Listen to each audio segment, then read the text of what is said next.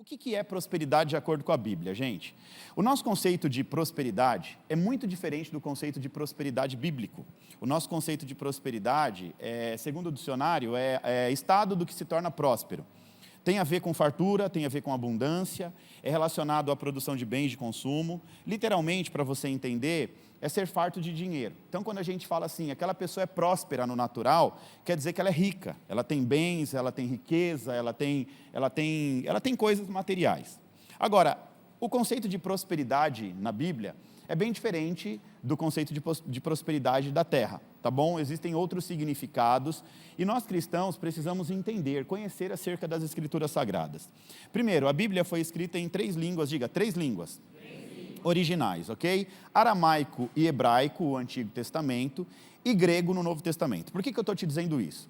Porque a Bíblia é construída por muitos vocábulos conceituais, e não existe uma única definição de prosperidade na Bíblia, ok? No português, prosperidade, é uma pessoa abundante de recursos, de dinheiro, né, de bens. Agora, na Bíblia, não tem como descrever com apenas um significado, o quesito, o conceito de prosperidade.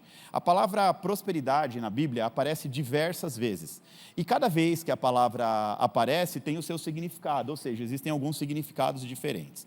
A gente encontra na Bíblia muitos conceitos acerca da prosperidade, e hoje nós vamos falar especificamente da prosperidade lá do Antigo Testamento, tá? Depois a gente vai falar do Novo Testamento e tudo mais, mas hoje a gente vai trazer o conceito de prosperidade do Antigo Testamento. Antes de começar, eu quero te fazer uma pergunta. Dinheiro é de Deus, sim ou não? Sim ou não? Pensa bem, sim ou não? Vamos pensar de maneira equilibrada, gente? Tudo na vida nós precisamos trazer um equilíbrio, ok? A gente não pode usar aquela regrinha 8 ou 80. Ou é para lá ou é para cá. A gente precisa ter uma vida equilibrada, deixando de lado as nossas experiências aprendidas, ok? Por quê? Porque essas experiências normalmente levam a pensamentos extremistas. Então, existe uma linha de pensamento, né, que diz que ter dinheiro é pecado. Que quando o cristão ele tem dinheiro, ele vai para o inferno, porque o dinheiro é do diabo, porque o crente não pode se envolver com dinheiro, porque o dinheiro corrompe o coração, porque o dinheiro, essas coisas todas.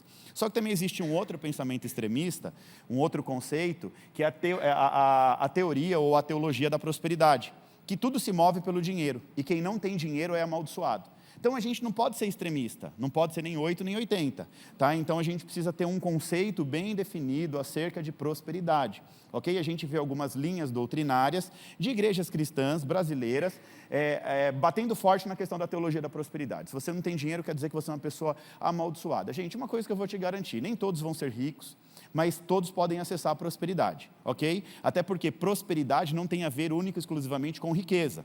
Um dos conceitos bíblicos de prosperidade é a abundância de recursos, igual na terra. Mas a prosperidade vai muito além do que apenas ter dinheiro, ok? Muito além. Então a gente não pode ter um pensamento extremista. A pessoa que tem dinheiro é porque ela roubou, porque ela é amaldiçoada, porque o diabo está nela. Não. E também não pode ser aquela coisa, a pessoa que não tem dinheiro, essa então é a manifestação de Satanás. Não é assim, gente. A gente precisa entender. Vamos para Romanos capítulo 12, versos 2 e 3. O texto bíblico diz assim: não se amoldem ao padrão deste mundo. O que Paulo está dizendo aqui? Eu vou fazer uma leitura pausada. Ele está dizendo o seguinte: não modele o padrão de mundo. Nós cristãos, temos uma cultura, vivemos debaixo de uma cultura. A nossa cultura não é a cultura da terra, é a cultura do reino de Deus. Então nós precisamos compreender essa realidade chamada reino de Deus para a gente poder andar debaixo dessa cultura. Jesus ensina muito acerca da cultura do reino. Jesus foi muito mal compreendido ao longo dos seus ensinamentos. A gente vai ver Jesus falando com Nicodemos tentando entender acerca da realidade do espiritual, e Jesus diz: não tem como você entender acerca do mundo espiritual se você não nascer de novo. Então ele está dizendo, para você entender essa realidade, você precisa de uma metanoia, uma verdadeira transformação na tua mente. Jesus ensina nos evangelhos acerca lá no Sermão da Montanha, Jesus vai ensinar acerca do reino de Deus. Então Jesus está o tempo inteiro tentando trazer essa realidade de reino, né? Quando diz em João 10,10, eu vim para que vocês tenham vida e vida em abundância, Jesus está querendo destravar o conceito de reino na nossa vida. Mas infelizmente nós nascemos da carne e vivemos na carne até que nascemos do Espírito. Deixa eu me fazer mais claro. Antes de você nascer do Espírito, você é carne, é natureza humana. e você está fadado ao conhecimento humano, às suas experiências aprendidas, experiências empíricas, aquilo que te ensinam. Você nasce numa família, muitas vezes limitada de conhecimento ou não, mas você vai viver aquilo que te ensinaram ao longo da vida. Então, você cresce desenvolvendo um conhecimento natural. Para você destravar um conhecimento espiritual, você tem que, primeiro, gerar um interesse dentro de você, começar a buscar conhecimento na palavra de Deus e nascer de novo, nascer do Espírito. Entender que você está debaixo de uma outra realidade. E nós cristãos, muitas vezes, andamos na terra, debaixo das leis da terra, e não entendemos que nós temos uma outra realidade que rege as nossas vidas, que é a realidade do sobrenatural, por mais que nós vivemos numa terra. Ok? Resumindo, nós andamos aqui na contramão da terra. Nós estamos aqui na contramão. Eu e você, nós estamos debaixo da realidade do reino de Deus. Então, Paulo está dizendo que a gente não pode modelar o mundo. O nosso sucesso não está nas coisas do mundo. E ele vai continuar, mas transforme-se pela renovação da sua mente, para que você então seja capaz de experimentar e comprovar a boa, agradável e perfeita vontade de Deus. Olha só, para você experimentar a boa, perfeita e agradável vontade de Deus para a tua vida, você precisa virar uma chave na tua mente e entender que você é um ser espiritual que habita num corpo físico. Pois, pela graça que me foi dada, digo a vocês, ninguém tenha de si mesmo um conceito mais elevado do que deve ter. Ou seja, tem gente que se acha demais, mas pelo contrário tem um conceito equilibrado. Lembra do que eu falei, equilíbrio? Eu não posso ter uma visão extremista, nem 8 nem 80, de acordo com a medida de fé que Deus lhe concedeu. Gente, o que esse texto está querendo nos ensinar? Que nós precisamos, em primeiro lugar, desconstruir paradigmas sobre as coisas do mundo. Sobre o dinheiro, por exemplo, e reconstruir uma nova ideia partindo de um ponto de equilíbrio espiritual.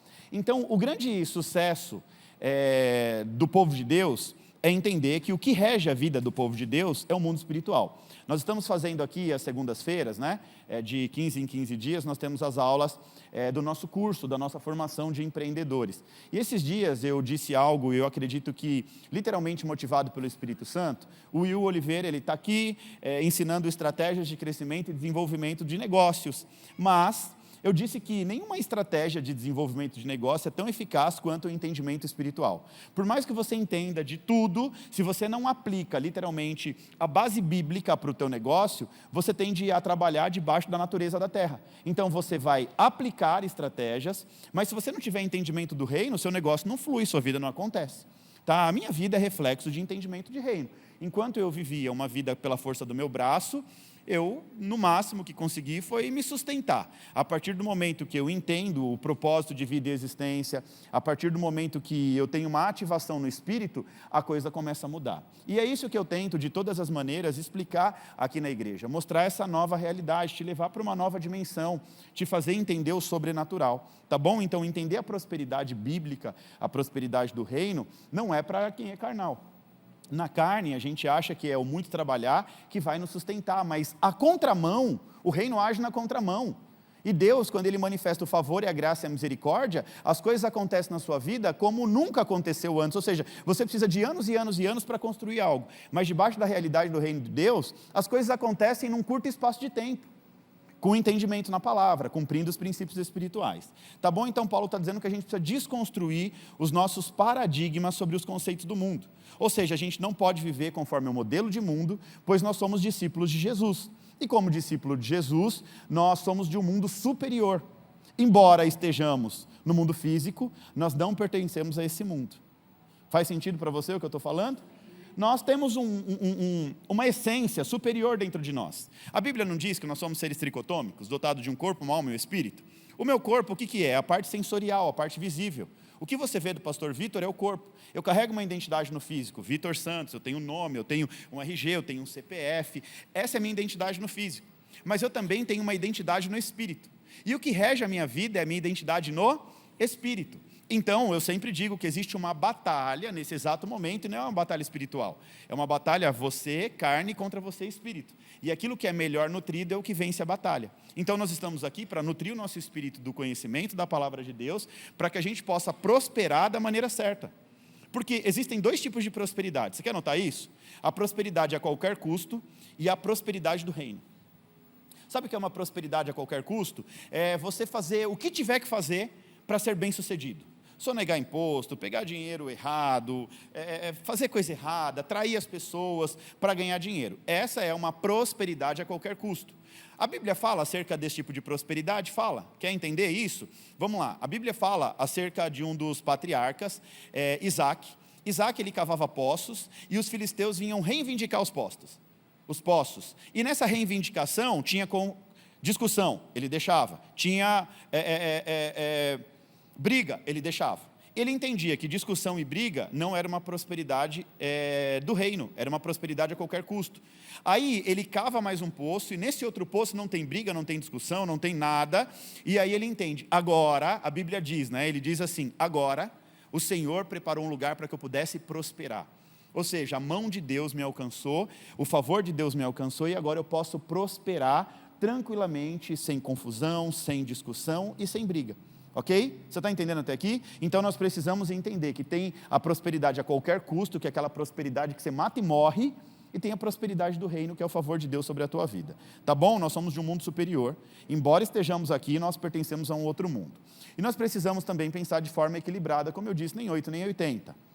Tem muita gente que vai falar, pastor é ladrão, político é corrupto, o dinheiro não presta. Gente, não é assim que funciona. Nem todo pastor é ladrão, nem todo político é corrupto. Tem uns ladrão, sim. Mentir não, Tem sim. Tem uns que enganam o povo, que está mais preocupado só com a vida dele. Tem um monte de político corrupto, mas também tem uns bons. Sim ou não? Tem uns que presta. Dinheiro não presta. Dinheiro é uma boa ferramenta. Dinheiro é uma boa ferramenta. Que vai, em muitos momentos, te dar tranquilidade, que vai te ajudar a ajudar pessoas. É uma boa ferramenta, que não pode exercer domínio sobre a sua vida, você precisa dominar sobre o dinheiro. Então a gente precisa trazer um conceito equilibrado, espiritual, sobre a questão da prosperidade. Nós precisamos muito mudar a nossa mentalidade sobre o assunto dinheiro, sobre o assunto prosperidade. Olha só, gente, a Bíblia diz que Cristo nos dá acesso a pensar conforme a sua mentalidade sobre os princípios do reino. Segundo a Coríntios 2,16 diz, quem conheceu a mente do Senhor para que possa instruí-lo? Nós, porém, temos a mente de Cristo. Você pode dizer assim para você mesmo, eu tenho a mente de Cristo. O que é isso, gente? Esse texto está dizendo que nós temos acesso a Cristo, nós temos acesso à maneira de Cristo pensar. Como cristãos, nós somos capacitados por quem? Diga, Espírito Santo. Para ter uma compreensão espiritual. Isso significa o quê? Que a mente de Cristo, ou melhor dizendo, o acesso à mente de Cristo, com o acesso à mente de Cristo, a gente pode ver o mundo e tomar decisões alinhadas com os princípios do reino de Deus. Eu não vou tomar a decisão mais conforme a minha vontade. A minha vida é regida pelo Espírito Santo. Os meus passos são guiados. Salmo 119, 105. A tua palavra é lâmpada para o meu pé e o meu caminho guia o meu caminho, ilumina o meu caminho. Ou seja, a palavra de Deus é lâmpada. Se a palavra de Deus é lâmpada, o que o salmista está dizendo? Que nós devemos dar cada passo das nossas vidas direcionado na palavra. Eu não posso viver mais uma vida direcionada pela minha própria vontade. A partir do momento que eu aceitei Jesus, caminho com Cristo, a minha vida é direcionada por Ele. E se é direcionada por Ele, eu vou buscar os passos na palavra de Deus. Aqui essa mente de Cristo vai nos dar acesso à sabedoria divina. Nós estudamos esses dias sobre a sabedoria de Salomão. A mente de Cristo te dá acesso à sabedoria do alto. E com essa sabedoria você consegue resolver problemas que você, humanamente dizendo, nunca iria conseguir resolver. A sabedoria de Deus nos ajuda a discernir aquilo que é espiritual. Tem muita coisa que não provém do natural. E nós estamos tentando lutar com a força no natural. Domingo retrasado eu ministrei sobre vencendo batalhas pelo poder no nível da fé e profetizando a palavra. Lembra? Tem muita gente que está passando por crise no casamento, e essa crise no casamento já passou há muito tempo do campo do natural, e a pessoa não percebeu ainda, mas continua lutando com a força no natural. Tem muita gente que está tendo uma dificuldade de relacionamento com os filhos, isso já passou do campo do natural, mas a pessoa não compreendeu ainda e continua lutando na força do natural. Então, gente, o que é prosperidade segundo o dicionário? Olha só. Refere-se à qualidade ou estado de ser próspero, que por sua vez significa ser ditoso, feliz, venturoso, bem-sucedido ou afortunado. Agora vamos às definições bíblicas no Antigo Testamento, ok? Eu quero compartilhar aqui, se eu não me engano, 4 ou 5 definições. A primeira definição bíblica de prosperidade no Antigo Testamento é tissalesh. Ou seja, essa é uma palavra em hebraico que indica para a prosperidade como fonte de abundância, como fonte de sucesso, resultados. Uma prosperidade visível, aquela prosperidade que já está gerando fruto. A Bíblia não diz, a árvore é reconhecida pelos seus frutos? Ou seja, toda boa árvore dá bons resultados, ou seja, tem frutos na sua essência. Agora, a gente pode afirmar que prosperidade não é apenas ter dinheiro, ok? Então, em nome de Jesus, eu quero que você aprenda. Não é porque uma pessoa é rica que ela é próspera. Tem muita gente rica que não tem paz, que não tem alegria, que a casa é um inferno. Então, não adianta só ter dinheiro e achar que é próspero. Vai muito além, nós vamos aprender isso aqui hoje. Gênesis capítulo 39, versos 2, 3 e 4, e depois o verso 29 diz assim: o Senhor estava com José. Quem estava com José? Aqui já está o segredo do sucesso. O Senhor estava com José, de modo que esse prosperou e passou a morar na casa do seu senhor egípcio. O Senhor estava com José, e pelo fato de Deus estar com José, ele prosperou. Se o Senhor estiver com você, você é bem sucedido onde você colocar a sua mão. O Senhor estava com José e José prosperou e passou a morar na casa do seu senhor egípcio. Quando esse percebeu que o Senhor estava com ele e que tudo que ele fazia prosperar, em tudo que ele realizava, ou seja, onde ele botava a mão prosperava, agradou-se de José e tornou administrador de seus bens. Quer dizer, que ele chega como escravo e se torna administrador. Por quê? Porque ele carregava sobre si o favor do Senhor, que aqui estava representado como a prosperidade. Ou seja, a parte visível do favor do Senhor na vida de José chamava-se prosperidade. O fato de Deus estar com ele o fazia próspero. Aí o texto continua dizendo: Potifar deixou ao seu cuidado a casa e lhe confiou tudo o que possuía. Aí o verso 29, o carcereiro não se preocupava com nada. Aqui já é uma outra ênfase, uma outra fase. Com nada do que estava no cargo de José, porque o Senhor estava com José e lhe concedia bom êxito em tudo que realizava. Ele vai para a casa de Potifar, ele governa, ele vai para a cadeia, ele governa. Injustamente na cadeia, mas ele carregava o espírito da prosperidade.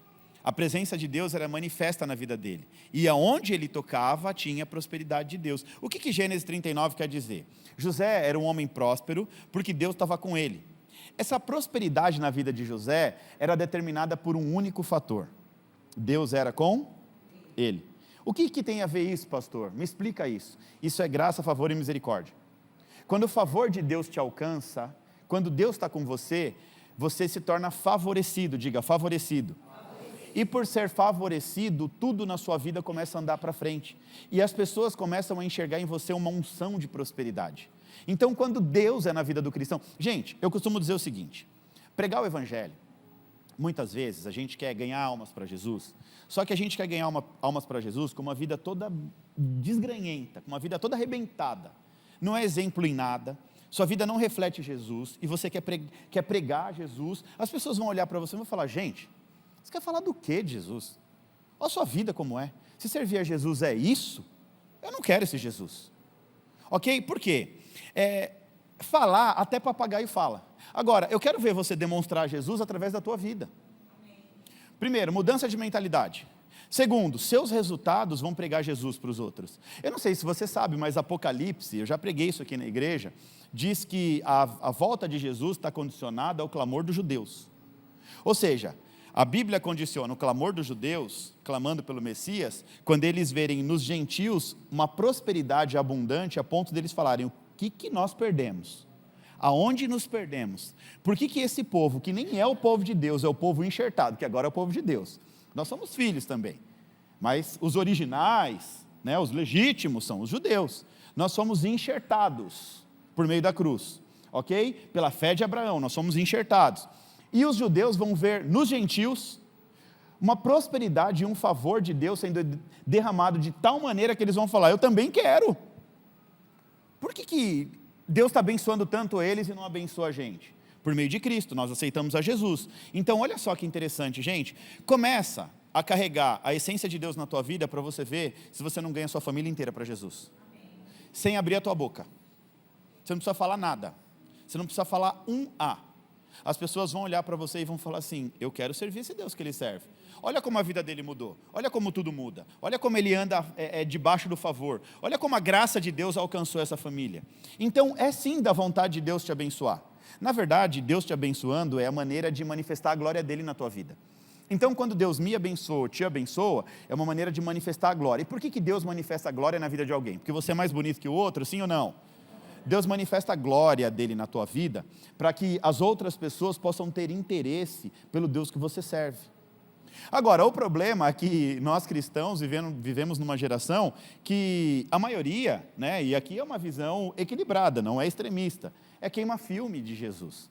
São pessoas que não sabem se comportar como cristãos, são pessoas que andam queimando o filme de Jesus, que vivem uma vida toda arrebentada e querem mostrar Jesus, aí querem falar. É literalmente a tal, né, do arrotar a santidade. Vive uma vida de qualquer jeito e está ali pregando e falando em nome de Deus. Nós precisamos entender aqui o favor de Deus. Quem carrega o favor de Deus é visível, crente. Quem carrega o favor de Deus carrega na casa, carrega na família, no trabalho. Uma pessoa a qual Deus manifesta o favor, você consegue olhar, é uma pessoa alegre, não é uma pessoa ranzinza, não é uma pessoa chata, não é uma pessoa que por onde vai está ali com a cara fechada, né? Tem gente que chega perto da gente e fala assim, sangue de Jesus. A hora que a pessoa sai eu até repreendo, eu falo, Jesus, leva esse espírito para bem longe, porque é um negócio tão ruim, que atrai, sabe, um ambiente tão ruim. Você conhece alguém assim, não? E tem gente que se você começa a conversar, você quer ficar horas, já percebeu? Fala mais, irmão, porque flui, né? Então quem carrega o favor de Deus, são pessoas amistosas, favoráveis, alegres, felizes. A alegria do Senhor é a nossa força. Então, gente, esse Deus estava com ele, significa que Deus manifestava o favor, a graça e a misericórdia sobre a vida de José. Então, a prosperidade, aqui à luz da Bíblia, é igual à presença de Deus. Prosperidade é ter a presença de Deus na tua vida, é ter o favor de Deus sobre você. Deus é conosco. Você pode dizer para a pessoa que está do seu lado, Deus é conosco? Todos reconheciam a fonte de prosperidade de José. Qual que era a fonte de prosperidade de José? Diga, Deus. Essa é a fonte da prosperidade do povo de Deus. Deuteronômio 28, Levítico 26, diz que o povo de Deus, se for obediente a Deus, é um povo que vai plantar e vai colher 100 vezes mais. É um povo que vai ter proteção, que vai ter provisão de Deus, é um povo que vai ser cuidado por Deus. A gente vai ver na visão de Balaão, né, ele tentando amaldiçoar o povo de Deus, e o que ele vê? Prosperidade na vida do povo. Mesmo que a prosperidade ali não era o que acontecia na realidade, mas era o que Deus já tinha preparado no mundo espiritual para o povo de Deus.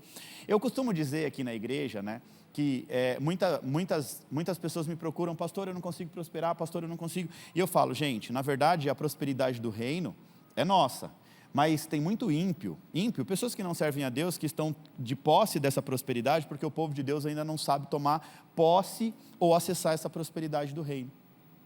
Se Deus é comigo, automaticamente isso já me garante a prosperidade. Se eu tenho o favor de Deus sobre a minha vida, automaticamente eu ando de maneira que as pessoas conseguem observar o que eu carrego na minha essência. Então aqui, José, o segredo do sucesso de José chama-se presença de Deus. E é o que nós precisamos buscar na nossa essência, a presença de Deus o tempo inteiro. Então Deus ele deve ser reconhecido em tudo que chega nas nossas vidas. Não, de vez em quando eu escuto assim, né? Eu não posso postar um negócio da igreja. Por quê? Porque a minha profissão não permite. Espera, vamos trazer de volta aqui. Eu sou cristão, independente da minha profissão, eu sou posicionado em Cristo. Se eu sou posicionado em Cristo, nada vai esconder a glória de Deus que manifesta na minha vida. Ô crente, se liga, você só é formado porque Deus te deu uma formação. Você só tem o tempo que Deus te deu. Agora, manifestar a glória de Deus pelo que você tem, você não quer. Então quer dizer, olha só gente, Deus ele precisa ser reconhecido em tudo que chega na minha vida. Esses dias eu estava orando e eu fiz uma oração que me levou ao quebrantamento. Eu falei, Senhor, eu sei o quanto eu sou limitado, não é que eu fui, o quanto eu sou limitado. E por muitas vezes, termina uma ministração, as pessoas me procuram, pastor, que pregação, que ensino, e que não sei o quê. Eu fico olhando para aquilo e falo, isso veio do céu. O que Deus fez na minha vida é milagre de Deus. E eu sei que se Deus tirar, eu não tenho mais nada. Então não tem a ver com a minha inteligência, não tem a ver com a minha expertise, tem a ver com o que Deus manifesta na minha vida. É Deus que faz na minha vida. E eu glorifico a Deus em tudo que chega na minha mão. Você tem glorificado a Deus com tudo que chega na tua mão? nos mínimos detalhes, a gente tem que aprender a glorificar a Deus, porque prosperidade é um dom de Deus. Se eu atribuo a prosperidade que Deus me dá à minha inteligência, automaticamente eu estou competindo com Deus. Eu estou literalmente fazendo o que é o maior pecado de todos os pecados, que é roubar a glória de Deus, que é não deixar o nome de Deus brilhar. Então o pastor Vitor só é o pastor Vitor porque Deus manifesta a glória dele na minha vida. E nós precisamos entender isso. Você só é quem você é, como empresário, como marido, o que quer que seja, como esposa, porque Deus tem manifestado a glória dele na tua vida. Então Deus, gente, Deus é assim, é primeiro lugar em tudo. Deus tem que ser reconhecido em tudo que chega na tua mão. Hoje o pastor Carlos estava falando de uma bênção, trocou de carro, e aí já agradece a Deus. É isso aí, é presente de Deus, é assim mesmo. Então tudo aquilo que chega nas nossas mãos precisa ser reconhecido como a glória de Deus. E como eu faço, pastor, para ter a presença de Deus na minha vida? Primeiro, você tem que fechar a porta com o pecado. Essa é a primeira coisa, porque onde tem pecado, não tem a presença de Deus. Segundo, buscar Deus de todo o coração, não tem segredo, você tem que abrir o teu coração para Ele, de todo o seu coração, de todo o seu entendimento. Deus derrama a sua presença para quem é íntimo, para quem busca intimidade. Intimidade, eu tenho falado muito sobre oração aqui, né? Nós precisamos buscar a Deus, a intimidade, buscar a Deus em oração, passar tempo com Deus. Uma das coisas que nós perdemos muito nessa nossa rotina, né, maluca, que é o tempo inteiro fazendo coisa, eu não sei nem ficar doente, gente. No dia que eu fico doente, eu faço o que agora? Fico deitado numa cama? Não dá tempo de ficar doente, você tem que se mover, é assim, né? A rotina do ser humano é essa. Agora, olha só que interessante. Muitas vezes nessa rotina maluca a gente não tira um tempo para Deus. Aí a gente quer que no culto de domingo, Deus fale conosco, que Deus faça, que Deus não sei o quê. E durante a semana, quanto tempo você tirou com Deus? Não estou falando de um dia inteiro não, mas 10 minutinhos não tem, né? Para falar com Deus, para buscar intimidade com o Senhor, para dizer o quanto Ele é bom, né? Para agradecer tudo que Ele já fez. Não é para pedir não, é para se relacionar mesmo. Para ter relacionamento. Um casamento, por exemplo, dura sem relacionamento?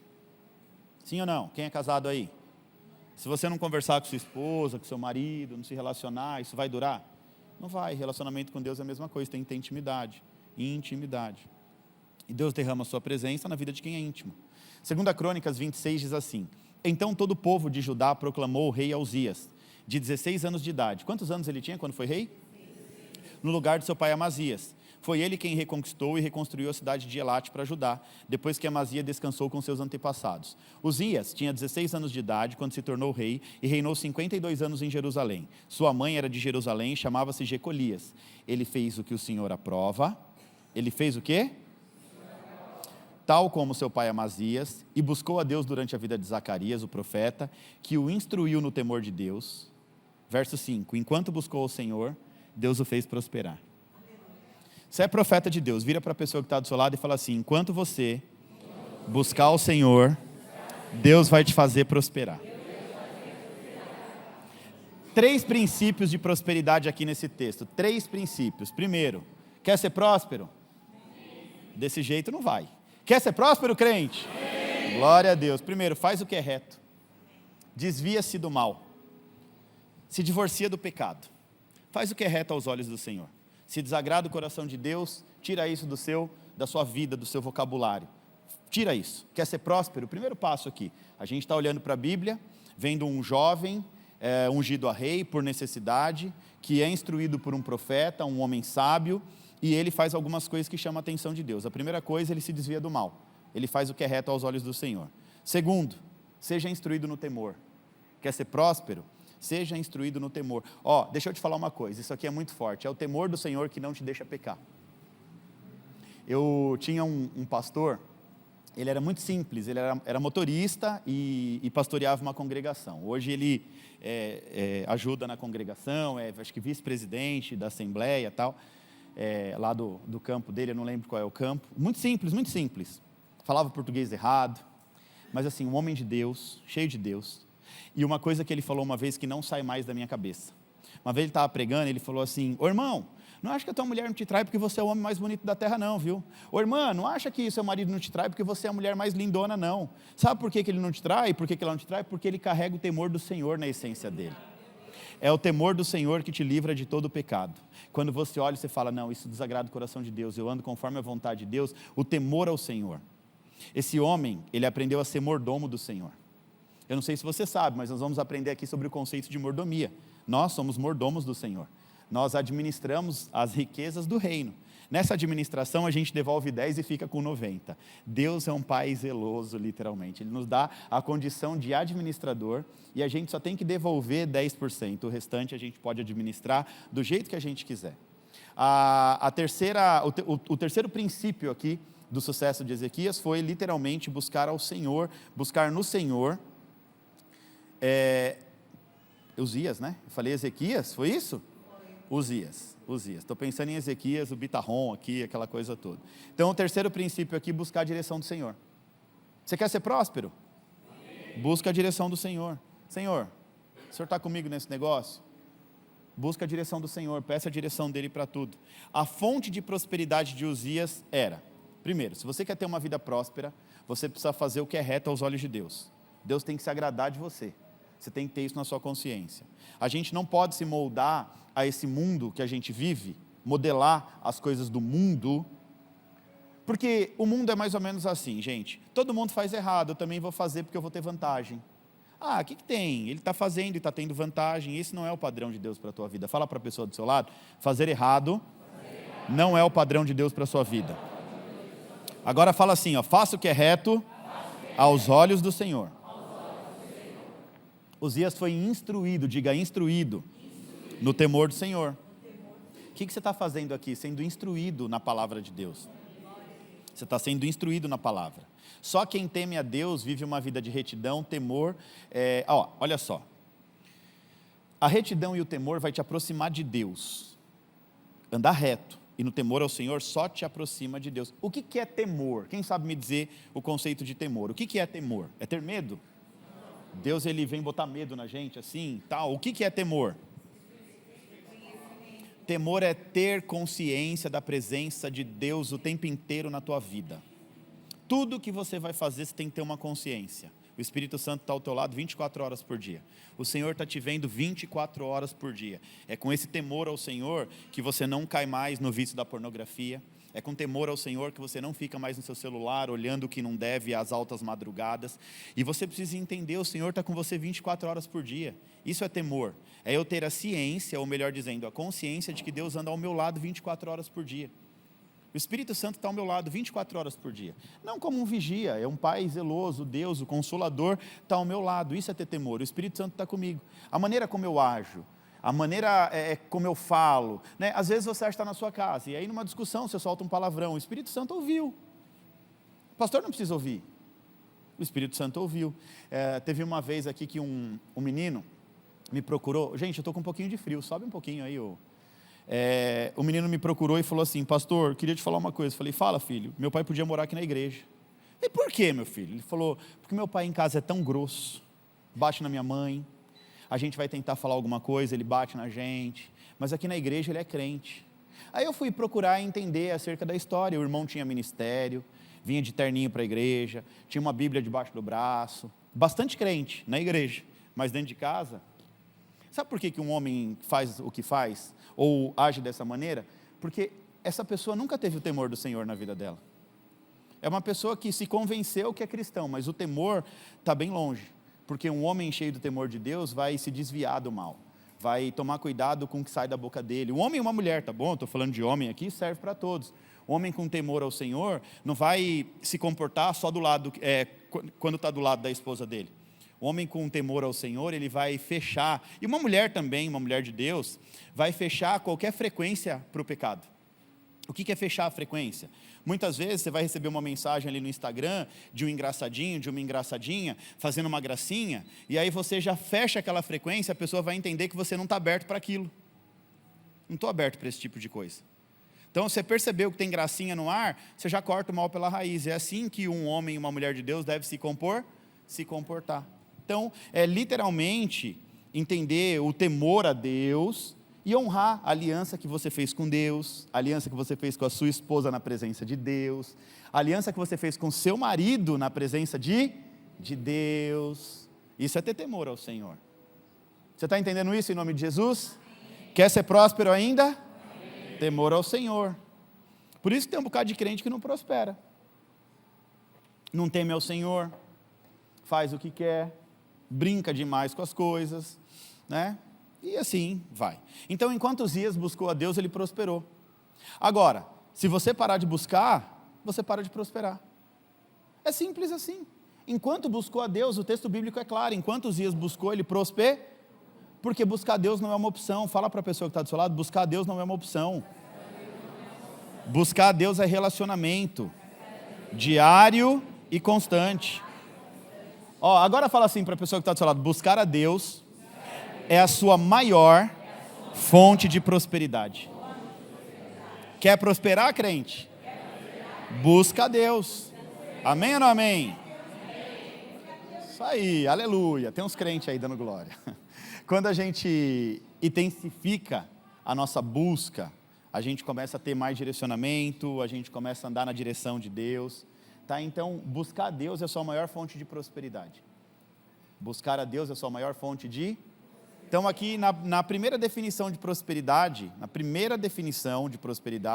a gente já aprende com o exemplo de José, o Senhor era com ele, e nós aprendemos com o exemplo de Uzias, que enquanto ele buscou o Senhor, Deus fez ele prosperar. Segunda definição de prosperidade no Antigo Testamento, Shaya, diga comigo, Shaya.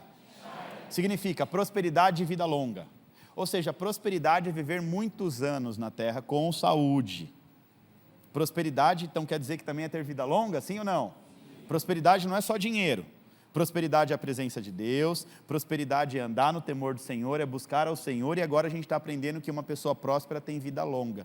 Gente, na verdade, destravar nossa mente para uma vida longa é muito bacana. Né? Eu já cheguei nos 40, né? Já passei dos 40, e hoje eu procuro cuidar da minha saúde visando os 50, visando os 60, visando os 70. Por quê? Eu quero viver também... Num primeiro momento, deixa eu deixar isso aqui claro, nós temos uma mentalidade muito egoísta. Quem nunca disse, ai Deus, se é para me abençoar, abençoe enquanto eu sou novo, porque quando eu estiver velho não adianta mais. Alguém já falou assim com Deus ou não? Ninguém? Só eu, duas pessoas, tem 2 crentes aqui. Gente, uma vez eu lembro que eu fiz uma oração, e eu falei, Deus, se for para me abençoar, quando eu estiver com 40, 50, não precisa mais. Ainda bem que Deus não escuta algumas coisas. Ainda bem, glória a Deus, aleluia. O Espírito Santo intercedeu, não escuta não, ele não sabe o que fala. Deus não escuta isso, não, essa oração não pode passar do teto, aleluia. Porque a gente é imediatista, a gente quer as coisas para aquele momento. E eu quero prosperidade até o último dia de vida na terra. E prosperidade não é só dinheiro no bolso, eu quero ter vida longa. Eu quero poder viver muitos anos, mas viver muitos anos, com saúde. Eu quero poder chegar daqui a 20, 30 anos e estar treinando com os meus netos. Isso é prosperidade, vida longa, ter uma vida longa, com saúde. Aí tem gente que chega nos 60, 60 e poucos, já não tem mais energia nenhuma para a vida.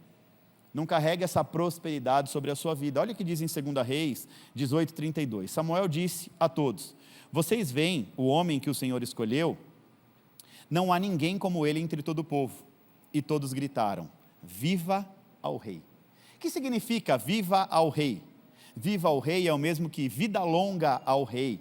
Era uma maneira de saudar ao rei. Viver muitos anos. Porque a prosperidade também está relacionada à sua saúde física. Também está relacionada à sua saúde emocional e também está relacionada à sua saúde espiritual. Entenda uma coisa, toda doença é morte em parcelas. Quer ver uma pessoa que está morrendo parcelado? A pessoa que está doente. Isso é morte em parcela, e muitas vezes a gente não abre os nossos olhos, né, entendendo que a gente precisa se cuidar agora, porque quando chegar lá na frente, você vai precisar muito da sua saúde.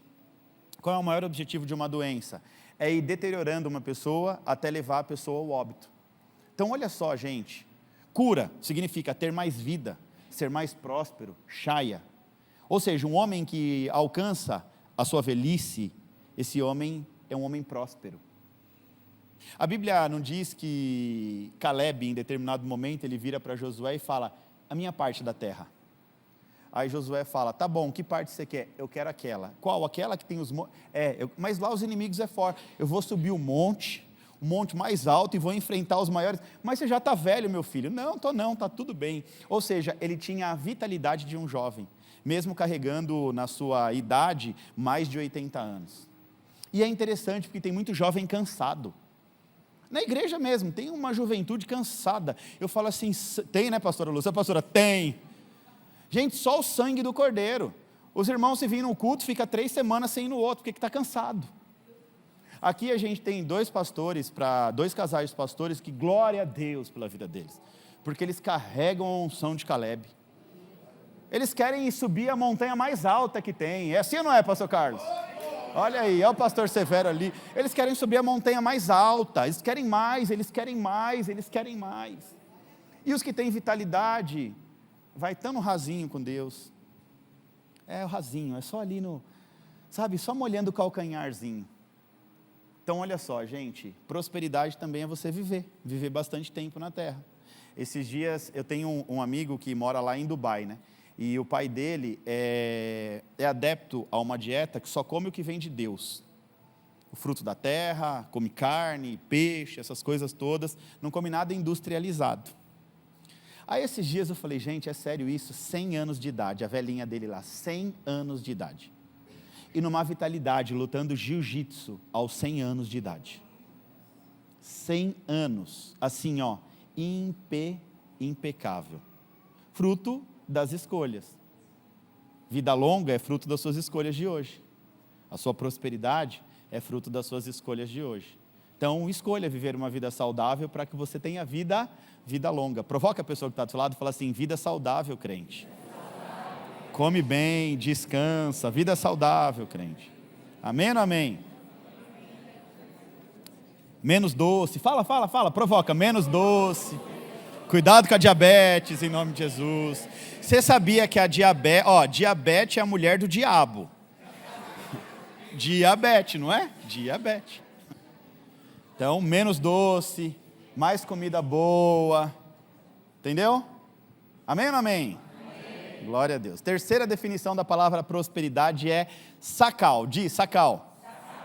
Sabedoria. Sabedoria. Sabia que a sabedoria é literalmente uma chave para a sua prosperidade? Sabedoria é prosperidade. A Bíblia diz que Davi era prudente e cauteloso e isso fazia prosperar.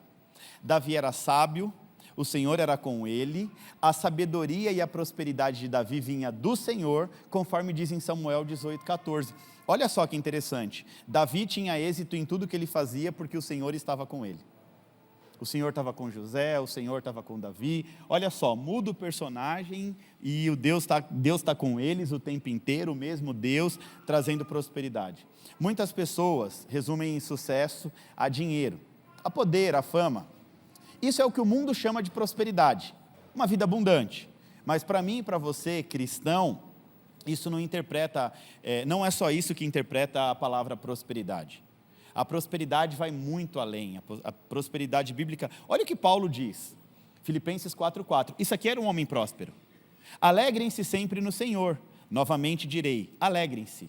Um homem próspero. Sabe o que estava acontecendo aqui? Falar em confiar parece fácil, né? Alegrem-se no Senhor. Para quem está bem, para quem está feliz, para quem a casa está em dia, para quem os boletos estão pagos.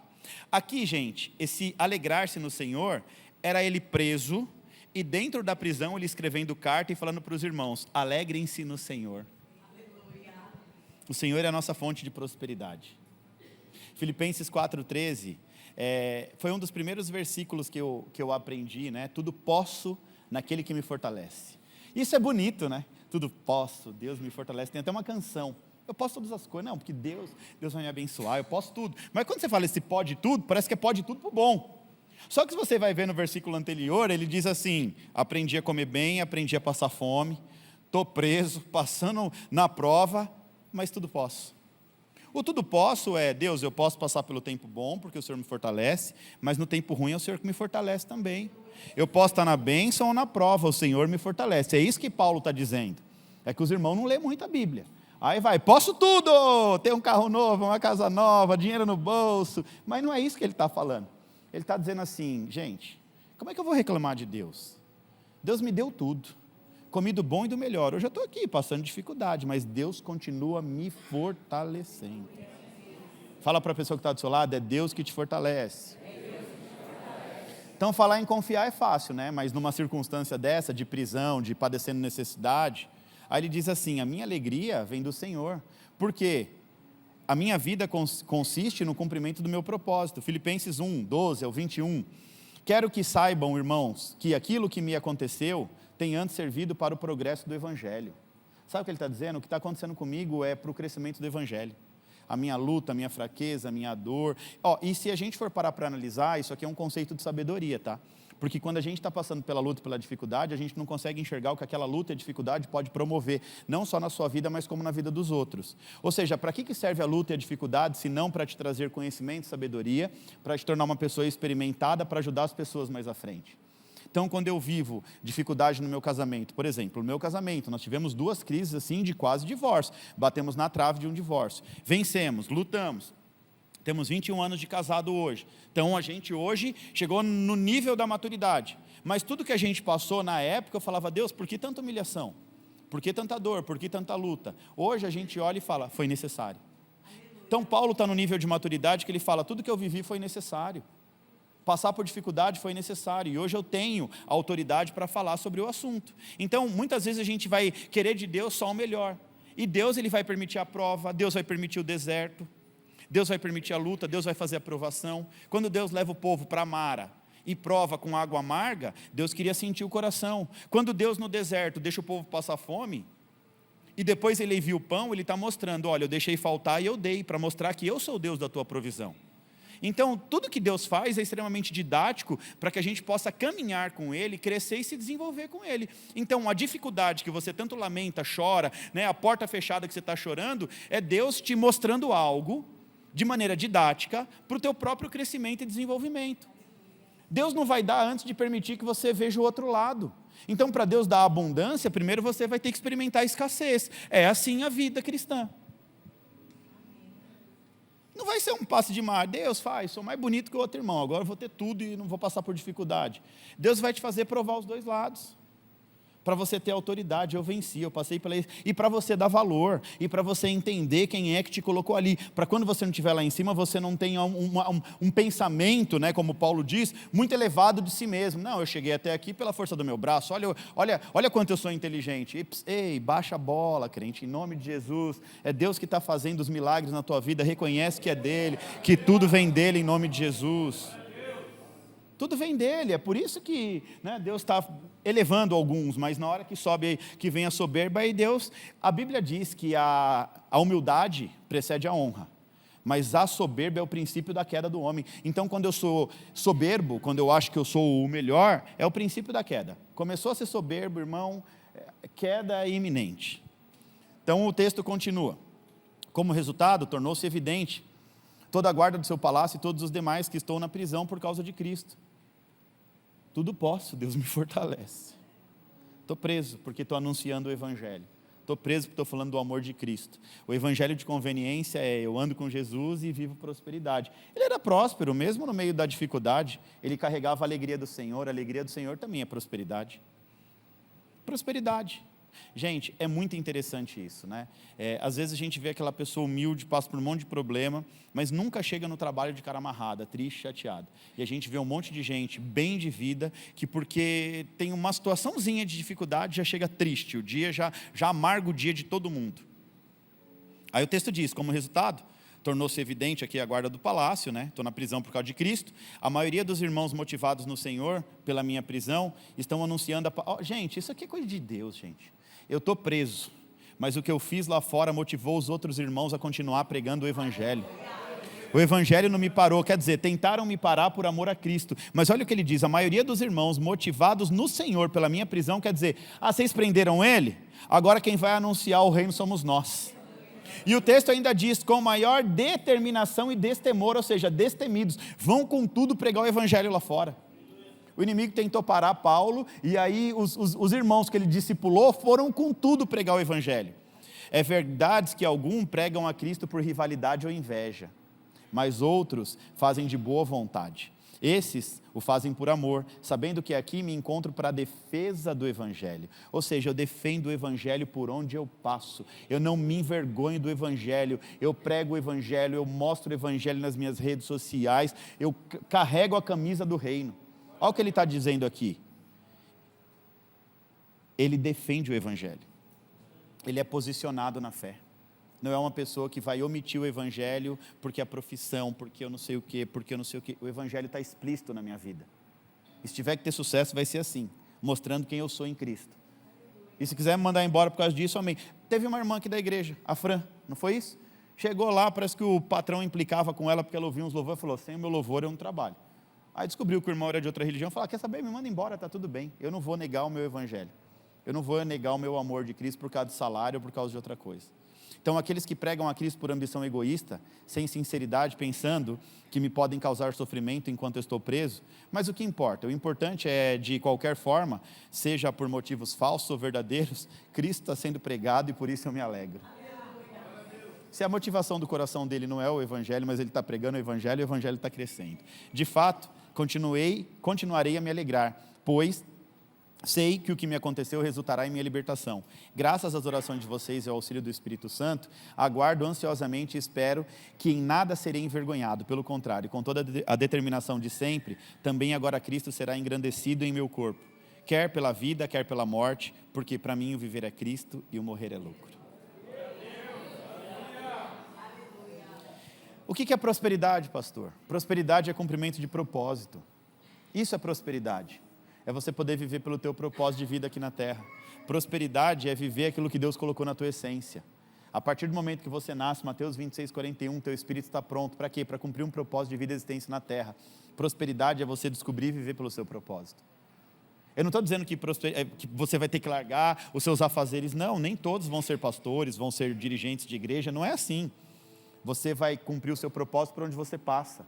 Na tua profissão, no teu negócio, na tua empresa, no seu trabalho, você vai cumprir o teu propósito. Um médico pode cumprir o propósito dele, tanto na igreja, como fora da igreja. Um engenheiro, a mesma coisa. Aí, todas as profissões, um Uber, pode cumprir o propósito dele, evangelizando ali dentro do carro para quem entra no carro. Não nega Cristo, não nega religião, não nega a fé. A Bíblia diz que os filhos das trevas são mais prudentes do que os da luz. Eles não têm medo de levar a entidade deles, os espíritos lá que protegem eles, para que todos possam ver. Adesivo é gigante no carro. O povo de Deus, quer dizer, não estou mandando você botar adesivo no carro, também não precisa disso. Ok? É comportamento, é uma citação. Eles professam a fé deles e colocam em tudo quanto é lugar. O povo de Deus esconde o evangelho, esconde ali a Deus, não pode mostrar. Quem compreende e vive o seu propósito, pode sim ser uma pessoa de sucesso. Quer dizer, o seu sucesso está atrelado ao teu propósito. Enquanto você estiver na contramão do teu propósito, o teu sucesso não acontece. Prosperidade é ter sucesso naquilo que você se propõe a fazer, quer você ganhe ou não dinheiro com isso. Prosperidade é você ter sucesso naquilo que você se propõe a fazer, e que normalmente está ligado ao teu propósito de vida na terra. O tempo está passando, eu preciso ser rápido aqui. Quarta definição da palavra prosperidade na Bíblia é sala, diz, shala. Ausência de perturbação. Quer dizer que uma pessoa próspera é uma pessoa que carrega na sua essência a paz. É uma pessoa que tem sossego e tranquilidade para viver. Tem muita gente cheia de dinheiro que não tem paz. Conhece alguém assim? Tem dinheiro, mas não tem paz, não consegue dormir, é preocupação o tempo inteiro. Tem dinheiro, mas não tem tranquilidade. Quando coloca a cabeça no travesseiro, não consegue dormir, não consegue descansar. É um pensamento acelerado o tempo inteiro. Posso te dizer que eu já fui assim? Era virava madrugadas pensando no que ia fazer no outro dia. Mesmo com uma conta legal, a cabeça ali, acelerada, faltava paz. Hoje, para a honra e glória do Senhor, eu deito no meu travesseiro e durmo. E quando tem alguma agitação que eu não estou afim de entrar, eu falo, eu não estou muito afim de entrar nisso não. Me deixa em paz em nome de Jesus. Quero ficar na paz do Senhor. Isso é prosperidade. Prosperidade é você ter paz. É você poder celebrar os mínimos detalhes. Sentar para tomar um café da manhã e olhar para a sua mesa e ver que tem um pãozinho com manteiga ou sei lá o que você come, um cafezinho com leite e agradecer a Deus na tranquilidade, na paz do Senhor. Isso é prosperidade. Prosperidade é você ter ausência de perturbação. É você se manter tranquilo, é você olhar e falar, minha rotina ela é pesada, meu dia é complicado, mas olha como Deus me protege, olha o quanto eu sou próspero, eu consigo sair na paz e voltar em paz, não discuti com ninguém no trânsito, não briguei com ninguém na rua, está tudo na paz do Senhor. Isso é acessar a prosperidade do reino de Deus para a tua vida. Então, não só o dinheiro define a prosperidade. Você está aprendendo um monte de conceito de prosperidade aqui, bíblico, né? Olha só, gente, Jesus diz que a paz que Ele deixa para nós é uma paz que excede todo o entendimento humano. Nós deveríamos ser exemplos e as pessoas olhar e falar, da onde vem essa paz? Mas o crente é o mais afobado. Primeira dificuldade no trânsito, está ali discutindo, mostrando o dedo indicador, fazendo uns negócios que não deve. Carrega o nome de Jesus, leva a bandeira do reino. Mas é o mais brabo que tem na rua. A paz excede todo. Quem pode explicar a paz de Deus? Não tem explicação. É no meio da dificuldade, você está ali, ó, tranquilo. Você fala, Deus deixou faltar o pão, mas Ele é o Deus da provisão, está tudo bem, Deus é bom, eu vou continuar fazendo a minha parte, amanhã tem mais, vou descansar hoje. Ah, Deus, a conta para pagar. Pode ser que essa conta para pagar aí, que você não tem dinheiro, seja o vestibular de Deus para a sua vida. Deus está querendo ver aonde está o seu coração. Senhor, quero viver uma experiência contigo. Hoje eu fiz a minha parte, saí de casa, trabalhei, mas não foi o suficiente para pagar essa conta. Me faz viver uma experiência com o Senhor. Sabe o que está faltando na nossa geração? Experiências com Deus. Está faltando experiência com Deus. É crente que nunca viveu uma experiência com Deus. Crente que nunca teve uma experiência espiritual, literalmente. Experiência espiritual não é só ver anjo e demônio, não, tá? Ter uma experiência com Deus mesmo, buscar Deus na intimidade, para viver uma experiência sobrenatural. Sabe, é Deus te prover nos mínimos detalhes. Uma vez eu estava ouvindo um testemunho do pastor Luciano Subirá, e esse me chamou muita atenção, né? Ele falou que ele queria comer um panetone, mas ele não tinha dinheiro para comprar um panetone. Era a época das vacas magras na vida dele. E aí ele falou assim, Deus, eu quero viver uma experiência com o Senhor. E ele foi orar, pedindo a Deus um panetone. Aí ele falava, Deus, eu não sei de onde vai vir esse panetone, mas esse panetone vai chegar aqui, eu creio em nome de Jesus. No outro dia, bem cedo, chega uma pessoa tomada pelo Espírito Santo e fala, trouxe um panetone para você. Gente, isso é cuidar de Deus, isso é viver uma experiência com Deus.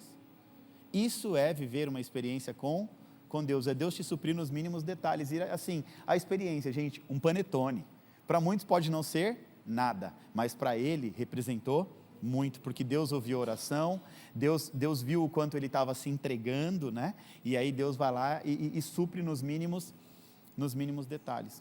Parece pequeno, mas não é não, isso é uma experiência com Deus. Então a paz de Deus incomoda aquele que não entende. O cristão que vive na paz de Deus não vai se amoldar às coisas do mundo. Ele não vai invejar a prosperidade do ímpio. Não é porque o ímpio tem que você tem que ter. A prosperidade do ímpio não vem de Deus, a tua prosperidade é diferente. Fala para a pessoa que está do seu lado, a prosperidade do ímpio não vem de Deus. Não inveje a prosperidade do ímpio. Para finalizar, a quinta definição da palavra prosperidade no Antigo Testamento, das ren. Das ren significa abundar, engordar, tornar visível. Essa é literalmente recursos financeiros. Esse é o conceito de prosperidade que a gente observa na terra. Olha o que diz Provérbios 11:25. Presta atenção, aqui está uma chave poderosa. Eu tenho tentado ensinar isso, eu sei que quando a gente fala de dinheiro na igreja, é um assunto que muita gente torce o nariz, é um assunto de muita dificuldade, mas você precisa abrir o seu coração para isso, ok? Você precisa abrir o seu coração para isso. Provérbios 11:25, o generoso prosperará. Quem dá alívio aos outros receberá alívio. Generosidade é um dos 3 pilares da prosperidade da Bíblia. Dízimo, oferta e generosidade. São os 3 pilares bíblicos que te dão acesso à prosperidade, recurso financeiro. Se você precisa de prosperidade no quesito recurso financeiro, você precisa cumprir 3 princípios espirituais. 3 pilares, dízimo, oferta e ter um coração generoso. Eu não sei se acabou, como é que está o negócio das crianças? Acabou? Agora acabou. Pessoas da Austrália, os daqui não. Teve, né? Amém. Domingo pela manhã a igreja estava tomada, 450 pessoas aqui na igreja. E eu falei que nós tínhamos 40 crianças, nós pegamos uma creche para abençoar, lá na Zona Norte, 160 crianças. Nós pegamos, cada criança nós vamos abençoar com R$100. O que a gente vai fazer com R$100? A gente vai pegar o grupo de ação social aqui, vai para o Brás, comprar uma roupinha, um presentinho, e nós vamos fazer uma ação de Natal, igual a gente fez o ano passado. Uma ação linda de Natal. Teve gente, tem um casal aqui, né? O Elton e a Jaqueline vieram por conta da ação. Agora são voluntários na igreja, uma bênção toda. Então, uma ação linda que a gente vai fazer. Aí eu falei, gente, R$100 foi de 40 pessoas, e nem toquei no assunto. 450 pessoas, falei, ixi, já foi.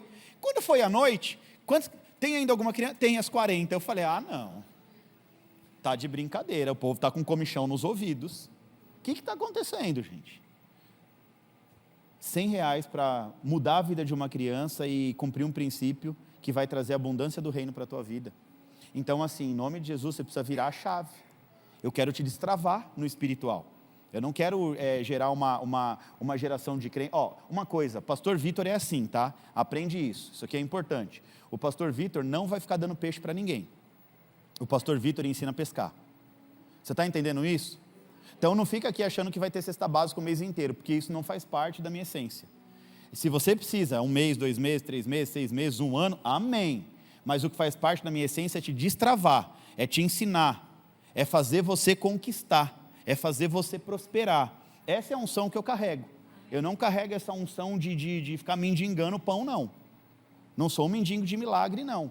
Eu guardo os meus pedidos de milagre para quando não tiver possibilidade humana. Até porque aonde é que Deus realiza um milagre? É quando não há mais nenhum % de possibilidade humana. Então nós aqui temos a mentalidade de destravar o povo na essência. Essa é a nossa mentalidade. Nós fazemos ação social? Fazemos, é lindo, é maravilhoso, Só que por cada saquinho desse que a gente leva, a nossa oração é: Deus, transforma essas crianças, que surjam os pastores Vitor, pastora Vanessa, que surjam empresários, homens de Deus, mulheres de Deus, crianças improváveis que vão crescer e se desenvolver. Então, o nosso pensamento aqui é esse, elevar o nível do povo. Então, aguenta o confronto, porque a palavra de Deus é confronto. A palavra de Deus é uma espada de 2 gumes que penetra o mais profundo da tua alma. O intuito é realmente confrontar. Para quê? Para transformar. Porque sem confronto não tem transformação. Então, é assim que funciona. Aqui, princípio, o generoso prosperará. Você é generoso? Sim ou não? Sim. Se esse sim for sim, sim, né? Generosidade. O que é ser generoso? É estar atento à necessidade de alguém. É estar atento à necessidade de quem precisa. É ser generoso com a sua igreja local. Tá? Esse é um dos princípios de prosperidade financeira. Outras traduções dizem assim: a alma generosa engordará, e o que rega também será regado. Ou seja, aquele que cuida, Deus cuida dele. Se eu cuido da necessidade de alguém, Deus cuida da minha necessidade. A alma generosa, o homem generoso enriquecerá, Provérbios 13. Princípio de riqueza, generosidade. Gente, posso falar uma coisa para vocês? Eu venho de uma família pobre. Quando eu nasci, era uma classe média ali baixa. Mas eu vi algo muito poderoso sobre a vida da minha mãe. Nunca foi rica, mas ela era muito generosa, e por ser generosa, nunca faltava nada para ela. Tinha de tudo e ajudava todo mundo, e eu falava assim: como pode? Aí eu descobri isso estudando a Bíblia depois. O espírito dela era generoso, e por isso Deus nunca deixava faltar nada para ela. Agora, olha o que a Bíblia diz: o preguiçoso deseja tudo e nada consegue. Sabe aquela pessoa que não quer fazer nada, mas quer ter tudo? A Bíblia chama de preguiçoso. E Salomão diz: vai ter com a formiguinha, ó preguiçoso. Acorda cedo. Só que o preguiçoso, ele inventa que tem um leão faminto na rua. Se ele sair, a Bíblia diz isso. Provérbios diz que o preguiçoso, ele diz que tem um leão faminto na rua, porque se ele sair para trabalhar, o leão vai comer ele. Inventa até umas conversas que depois a psicologia diz, né, que uma mentira repetidas vezes contada se torna uma verdade absoluta. A pessoa consegue enxergar leão na rua só para não ir trabalhar, mas quer prosperar. Eu não vou falar para você falar para o seu irmão vai trabalhar, porque isso aí ele pode ficar bravo com você. Mas o desejo do diligente significa disposto, rápido, zeloso e contrário à preguiça. Diligente, aquele que não tem preguiça, são amplamente satisfeitos. Olha só, gente, o que esse texto está dizendo? O mundo está em constante movimento. E para você que deseja alcançar a prosperidade, você tem que se movimentar. Diga, movimento. O preguiçoso deseja e nada consegue. Por quê? Porque ele não se movimenta. É preguiçoso. Salmo 127. Mas pastor, pera. Salmo 27 diz: espera no Senhor com paciência. Aí você fica naquela paciência, deitado, esperando, né, o tempo inteiro. Quando eu comecei, bem no comecinho da Evo, entrou um hater, né? O que significa hater em inglês? Hate é odiar. Tá vendo? É ódio. Os odiadores aí.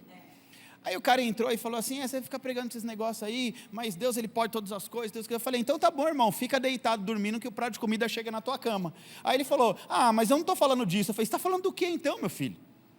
Você quer vir lançar alguma... Não, mas Deus ele pode fazer o que ele quiser. Tá, Deus ele pode, olha o que a Bíblia diz, tem que se movimentar. Deus ele pode tudo, irmão. Se ele vê graça na tua vida, agora, Deus é justo. Por que ele vai abençoar um preguiçoso e não vai abençoar um diligente? Ou seja, na fila da bênção, o diligente está na frente. E o preguiçoso vai ficar no fim da fila, até ele aprender a ser diligente. Deus é justo.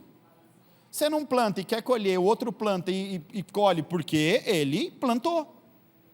Aí o texto diz assim, espera no Senhor com paciência, mas seja forte e corajoso. Espere no Senhor.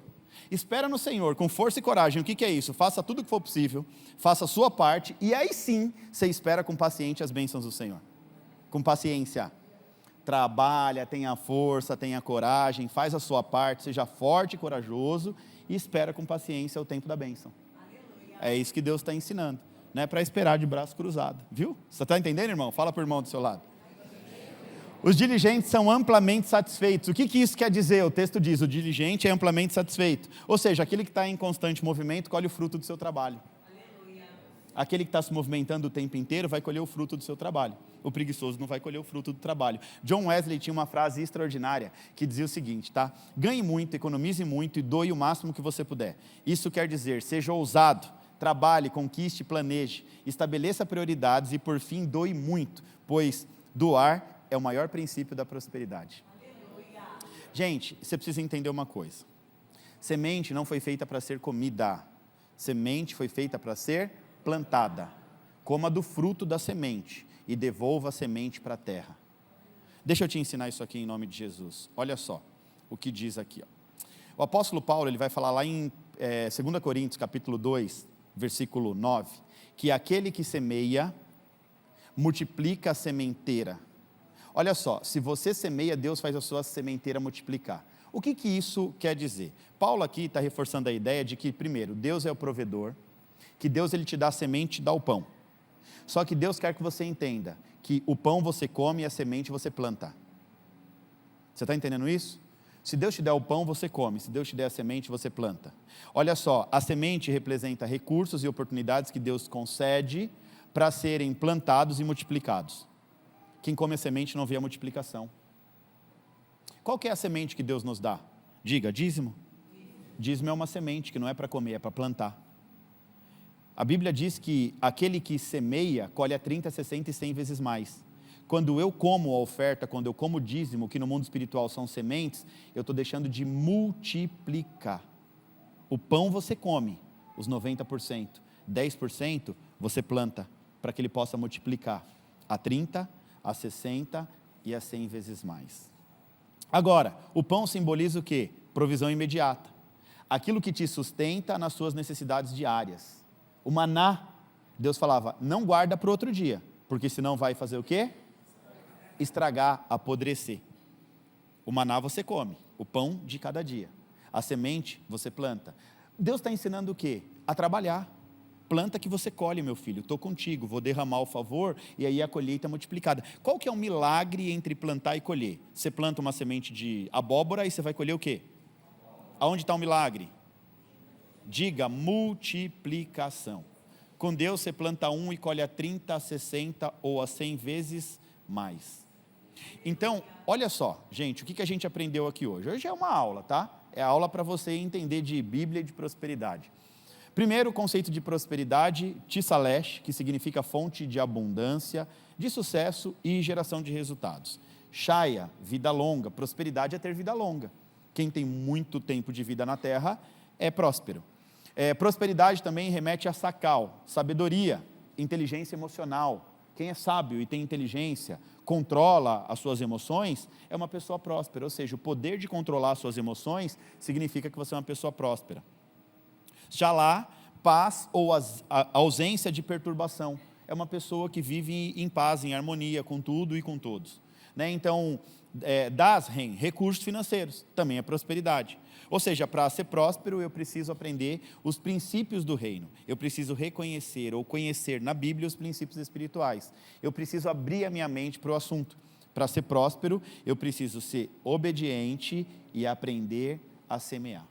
O grande segredo da prosperidade do reino está em você entender a aérea dimensão que nós vivemos. Nós estamos na dimensão da semeadura e da colheita. Aquilo que eu planto é aquilo que eu colho. A terra prometida. Primeiro, Deus, ele usa 10 pragas, preste bem atenção, para tirar 10 pragas para tirar o povo do Egito e 10 leis para tirar o Egito do povo.